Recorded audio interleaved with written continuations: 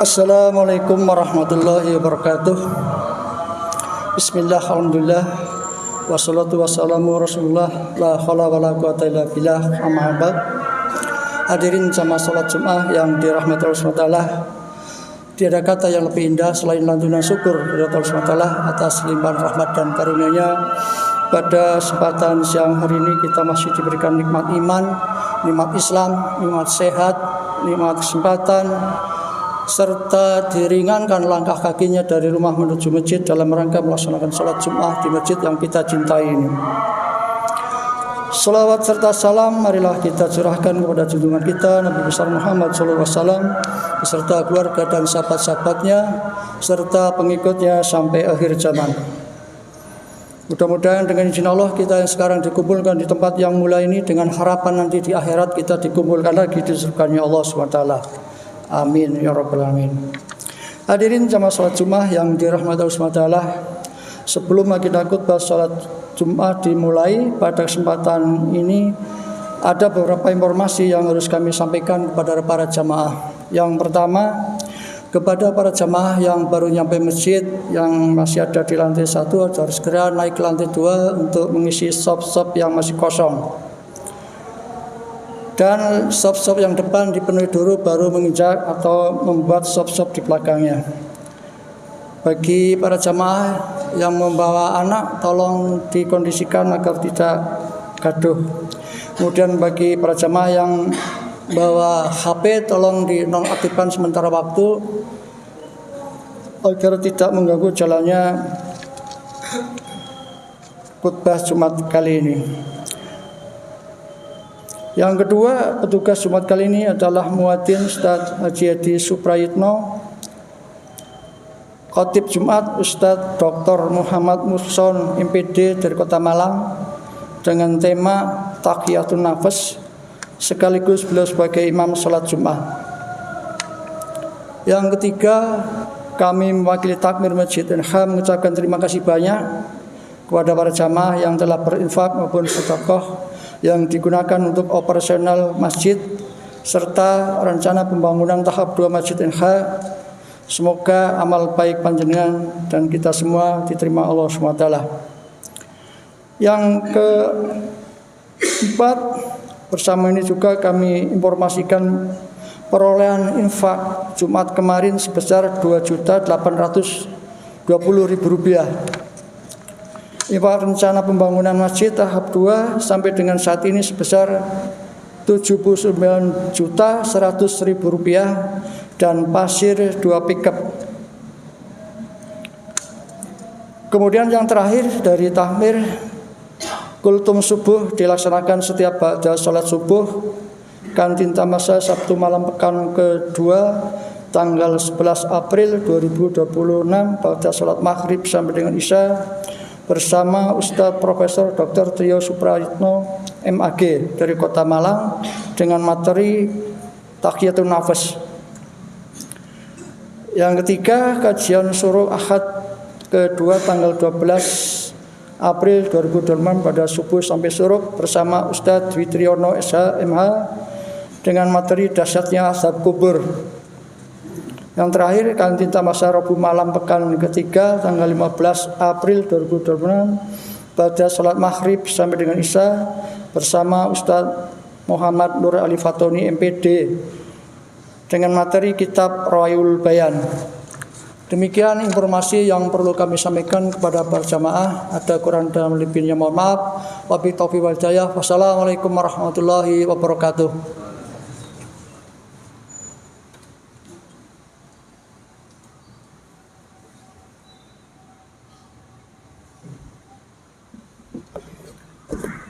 Assalamualaikum warahmatullahi wabarakatuh.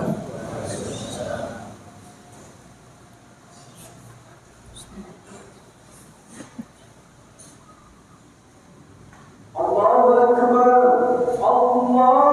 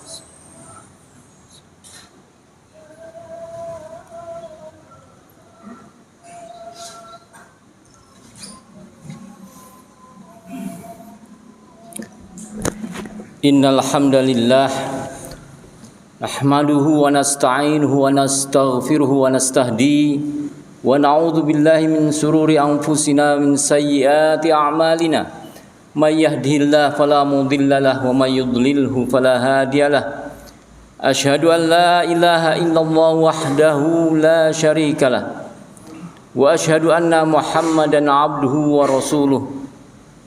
Allahumma shalli ala Muhammad wa ala alihi wa ashabihi wa man sara ala da'watihi ila yaumil qiyamah. Ayyuhal hadirun ittaqullah usikum wa iyaya nafsi bitaqwallah faqad fazal muttaqun haitsu qala Allah ta'ala a'udzu billahi minasyaitonir rajim. Ya ayyuhalladzina amanu taqullaha wal tanzur nafsum ma qaddamat lighad wattaqullaha innallaha khabirum bima ta'malun. Wa ya ayyuhalladzina amanu taqullaha haqqa tuqatih wa la tamutunna illa wa antum muslimun. Wa qala Rasulullah sallallahu alaihi wasallam ala wa inna fil jasadi mudghah idza saluhat saluha sairul jasadi kulluh wa idza fasadat fasadal jasadu kulluh ala wahya al-qalbu. Muttafaqun alaih. Amma ba'du, alhamdulillah, puja puji syukur kita haturkan kehadirat Allah Subhanahu wa taala yang telah memberi kita berbagai nikmat, di antaranya adalah umur panjang, kesempatan untuk menjalankan ketaatan kepadanya, dan juga nikmat, tentunya nikmat iman dan Islam. Salawat serta salam semoga tetap tercurah limpahkan kepada junjungan kita Nabi besar Muhammad sallallahu alaihi wasallam yang telah berjuang bersama sahabat, sehingga dengan perjuangan beliau kita dalam kondisi iman dan Islam. Dan tak lupa pada kesempatan kali ini khatib yang fakir ini mengajak dan juga mengingatkan kembali diri khatib sendiri dan para hadirin jamaah Jumat rahimakumullah untuk selalu meningkatkan, selalu menjaga ketakwaan kita kepada Allah Subhanahu wa taala dengan sebenar-benar takwa. Karena takwa itulah satu-satunya zat, satu-satunya bekal kita ketika kita menghadap Allah kelak. Hadirin jamaah Jumat rahimakumullah, Ramadan sudah kita lalui dengan berbagai dinamika dan juga syariat yang dianjurkan dan diwajibkan oleh Allah Subhanahu wa taala. Dari aspek fikhiyah, dari aspek hukum Islam, puasa itu adalah imsak, menahan lapar dan dahaga dari mulai sahur sampai datangnya maghrib. Itu secara fikhiyah. Namun kita tahu dan kita pahami bahwa yang dikehendaki Allah bukan itu saja, yaitu apa? Rasulullah SAW bersabda, kam min shaimin laisa lahu min siyamihi ilal ju' wal atas. Dan Rasulullah SAW juga mewarning kita bahwa yang dikehendaki oleh Allah Subhanahu wa taala dari pelajaran puasa yang sudah sebulan yang lalu adalah perbaikan jiwa kita, perbaikan kepribadian kita agar menjadi pribadi dan jiwa yang lebih baik. Dalam konteks ini, hadirin jamaah Jumat rahimakumullah, kita mengambil satu kesimpulan bahwa tazkiyatun nafas itu adalah satu keharusan yang harus kita lakukan. Membersihkan diri. Karena di dalam tazkiyatun nafas itu adalah ada satu bentuk tujuan yang dikehendaki oleh Allah Subhanahu wa taala. Sebagaimana yang disampaikan oleh Rasulullah sallallahu alaihi wasallam, ala wa inna fil jasadi mudghah idza saluhat saluha sairul jasadi kulluh wa idza fasadat fasada sairul jasadi kulluh ala wahyal qalb. Kesehatan jiwa, kebeningan hati, kejernihan hati, ini merupakan prasyarat dari lahirnya perilaku-perilaku setelah itu. Lahirnya sikap dan cara berpikir, di mana itu semua akan kita pertanggungjawabkan di hadapan Allah Subhanahu wa taala. Sebagai mukmin muslim, kita harus menjaga visi kita, visi hidup kita, yaitu walal akhiratu khairul laka minal ula, walal akhiratu khairu wa abqa. Itulah visi kita.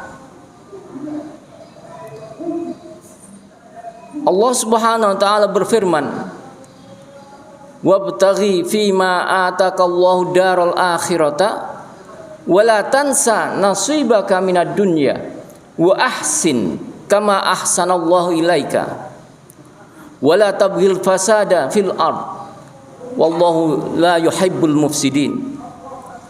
Artinya bahwa hendaklah kita mengupayakan nasib kita di dunia, tapi jangan mengupayakan nasib kita untuk akhirat kita, tapi jangan lupa nasib kita di dunia.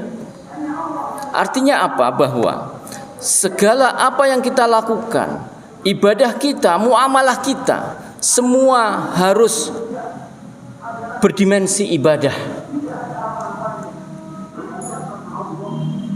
Agar segala apa yang kita lakukan sesuai dengan visi kita, yaitu walal akhiratu khairul laka minal ula walal akhiratu khairu wa abqa, dan juga itu merupakan tujuan hidup kita.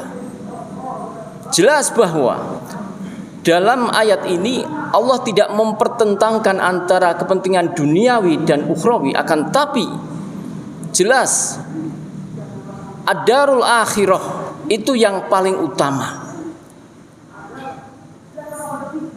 Sudah sepakat seluruh ulama bahwa tidak ada pertentangan dalam hal ini.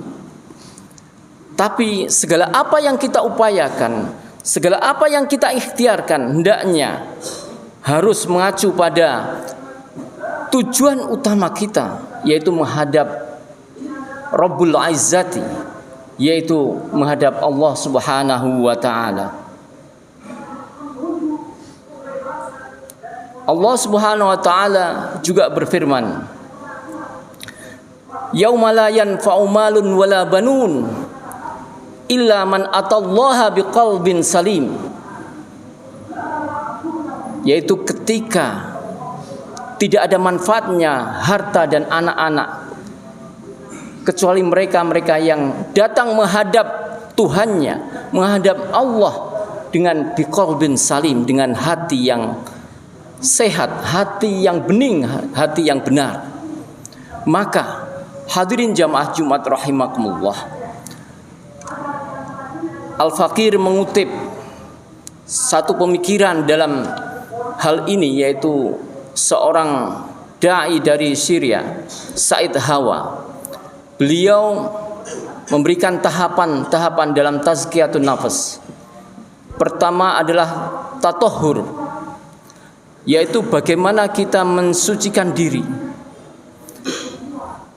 memperteguh niat kita dalam berbagai amal kita, mensucikan diri dengan cara memperbanyak sholat, dengan cara memperbanyak baca Al-Quran, membersihkan diri dengan cara mengurangi hal-hal atau aspek-aspek yang tidak dibolehkan atau dilarang oleh Allah Subhanahu wa taala, menghindarinya, menguranginya, agar kita terhindar dari apa-apa yang dilarang oleh Allah Subhanahu wa taala. Itu tatahhur, tahapan pertama. Kedua adalah tahakkuk, memperteguh iman kita, memperteguh niat kita sebagai hamba, dan segala apa yang kita lakukan itu adalah bukti dari penghambaan kita kepada Allah Subhanahu wa taala. Kita bekerja sebagai bentuk penghambaan kita kepada Allah. Menikah dalam bentuk sebagai bentuk penghambaan kita kepada Allah. Bertetangga dengan baik. Bahkan Allah Subhanahu wa taala melalui Rasulnya, Rasulullah SAW bersabda, "Man kana yu'minu billahi wal yaumil akhir falyukrim dhaifahu, wa man kana yu'minu billahi wal yaumil akhir falyuhsin jarahu, wa man kana yu'minu billahi wal yaumil akhir falyaqul khairan aw liyasmut." Dan banyak lagi ayat-ayat yang menegaskan betapa pentingnya muamalah kita dengan sama manusia. Dalam hadis ini Rasulullah SAW mempunyai maksud bahwa ketika kita mempunyai tamu, maka kewajiban kita harus memuliakannya. Kalau dalam bahasa Jawa itu, filsafat Jawa, suguh, gupuh, lan lungguh. Itu kita terjemahkan dalam filsafat Jawa. Namun dalam konteks ini adalah ikramud dhaif, ya. Siapapun dhaif kita, selama dhaif itu baik, dengan maksud yang baik. Kedua adalah al-ihsan bil jar, yaitu berbuat baik dengan tetangga kita. Siapapun tetangga kita, hatta sampailah tetangga itu barangkali non muslim, kita tetap harus berbuat baik, karena mereka punya hak untuk mendapatkan kebaikan dari diri kita sama manusia.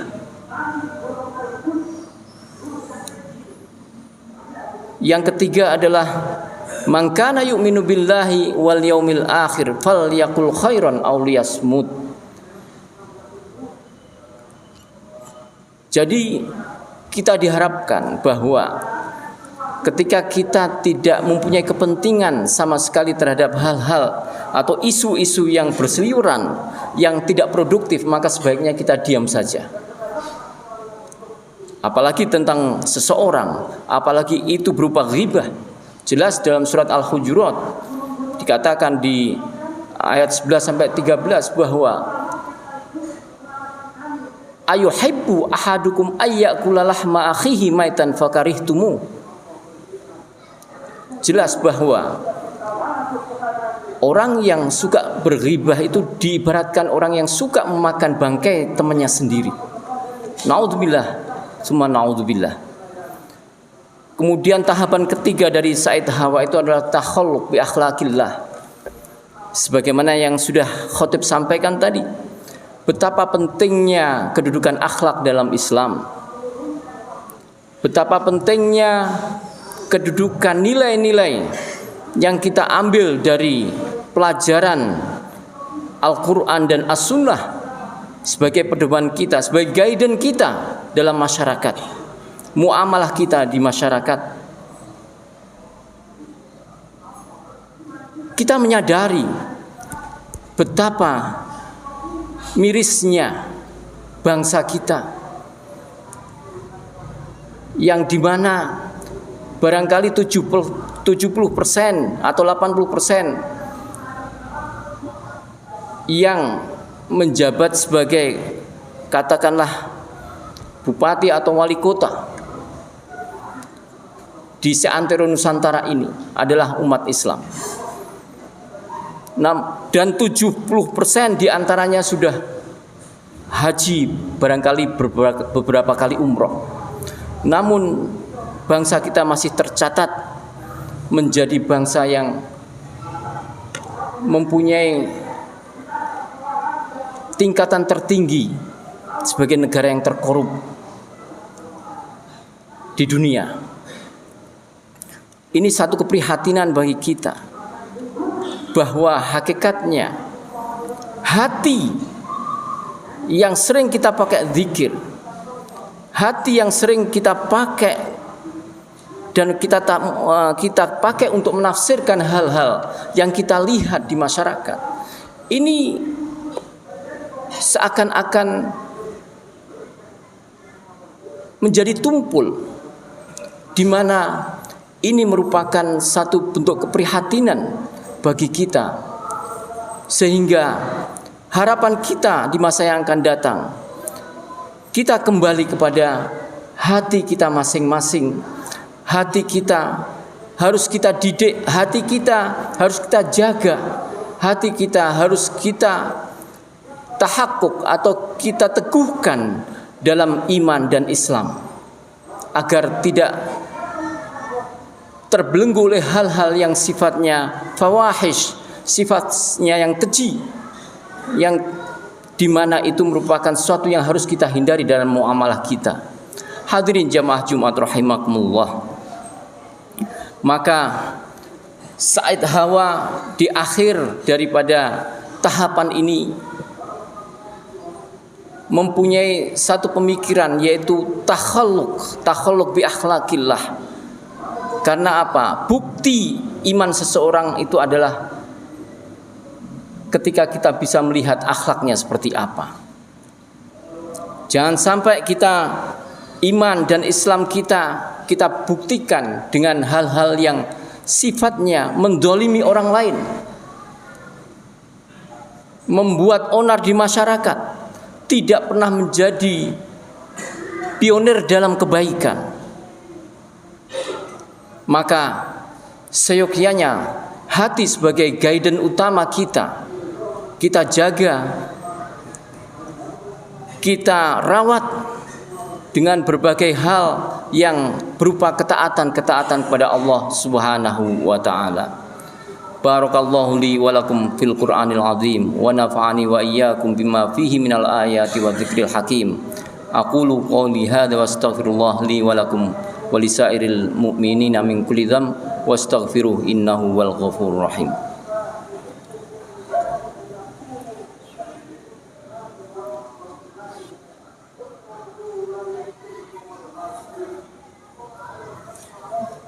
Innal hamdalillah nahmaduhu wa nasta'inuhu wa nastaghfiruh wa na'udzu billahi min sururi anfusina wa min sayyiati a'malina may yahdihillahu fala mudhillalah wa may yudlilhu fala hadiyalah. Asyhadu an la ilaha illallah wahdahu la syarikalah wa asyhadu anna Muhammadan abduhu wa rasuluh.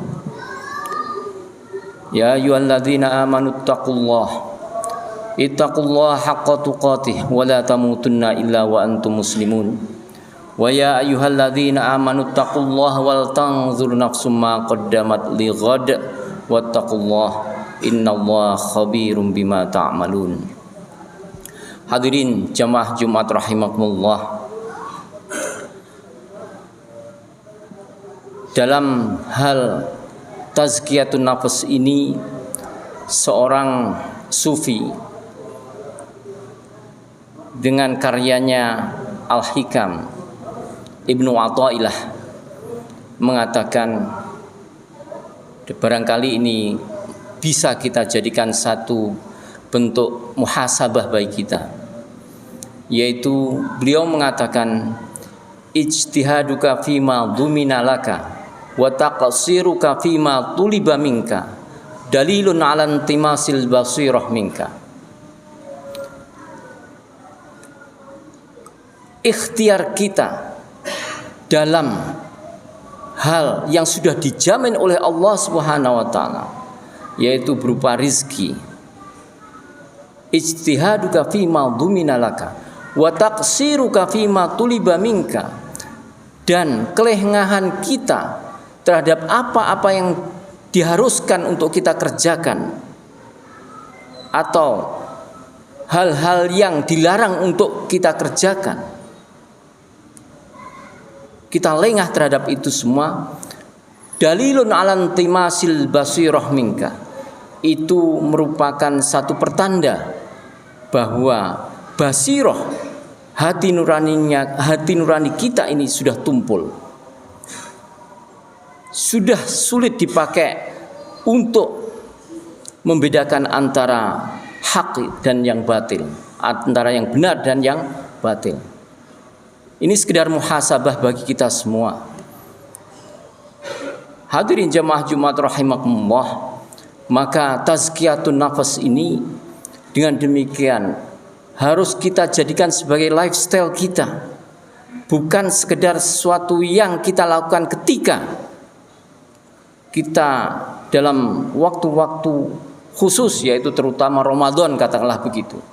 Tapi jadikanlah ini sebagai lifestyle kita, gaya hidup kita, kapanpun dan dimanapun. Allah Subhanahu wa ta'ala menceritakan dalam surat Maryam, yaitu menceritakan tentang Nabi Isa alaihissalam, wa ja'alani mubarakan ainama kuntu wa usani bisolati waz zakati ma dumtu hayya. Dan Allah memberikan keberkahan dimanapun saya berada.